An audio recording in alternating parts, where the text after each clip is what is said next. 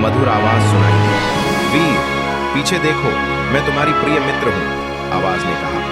वीर का मन डगमगाया। किसी समय की बात है, हिमालय की तलहटी में एक छोटा सा गांव था जिसका नाम था चंद्रपुर। इस गांव के पास एक घना जंगल था और जंगल के बीचों बीच एक पुराना रास्ता था जिसे लोग जादुई राह कहते थे।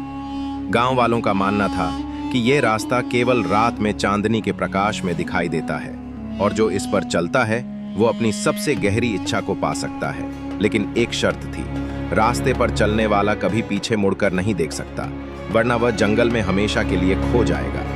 चंद्रपुर में एक युवक रहता था जिसका नाम था वीर। वीर एक साधारण किसान का बेटा था, लेकिन उसका दिल बड़ा था। वो अपने गांव को गरीबी और सूखे से बचाना चाहता था।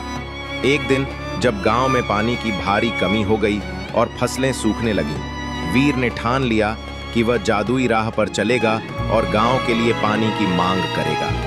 पूर्णिमा की रात थी, चांद आसमान में चमक रहा था और जंगल में एक चमकीली राह दिखाई दी। वीर ने एक गहरी सांस ली, अपनी मां से आशीर्वाद लिया और रास्ते पर चल पड़ा। उसने सुना था कि रास्ता जादुई प्राणियों और परीक्षाओं से भरा है, लेकिन वह डटा रहा। थोड़ी देर चलने के बाद उसे एक मधुर आवाज सुनाई दी। वीर, पीछे देखो, मैं तुम्हारी प्रिय मित्र हूं, आवाज ने कहा।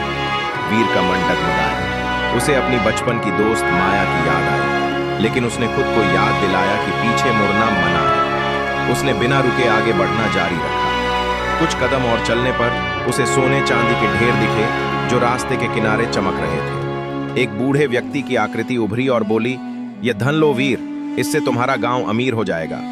वीर का मन ललचाया, लेकिन उसने सोचा, धन से पानी नहीं आएगा। उसने आंखें बंद की और आगे बढ़ गया। अंत में रास्ते के अंत में एक चमकता हुआ तालाब दिखा जिसके पास एक बूढ़ी औरत बैठी थी। उसने कहा, मैं इस जंगल की रक्षक हूं। बोलो वीर, तुम्हारी इच्छा क्या है? वीर ने नम्रता से कहा, मेरे गांव में पानी चाहिए ताकि फसलें लहलहाएं और लोग खुशहाल हों। बूढ़ी औरत मुस्कुराई और बोली, तुमने लालच और भय को हराया, तुम्हारी इच्छा पूरी होगी। अगली सुबह जब वीर गांव लौटा तो उसने देखा कि गांव के सूखे कुएं पानी से भर गए थे। नदियां फिर से बहने लगीं और खेत हरे भरे हो गए। गांव वालों ने वीर को गले लगाया और जादुई राह की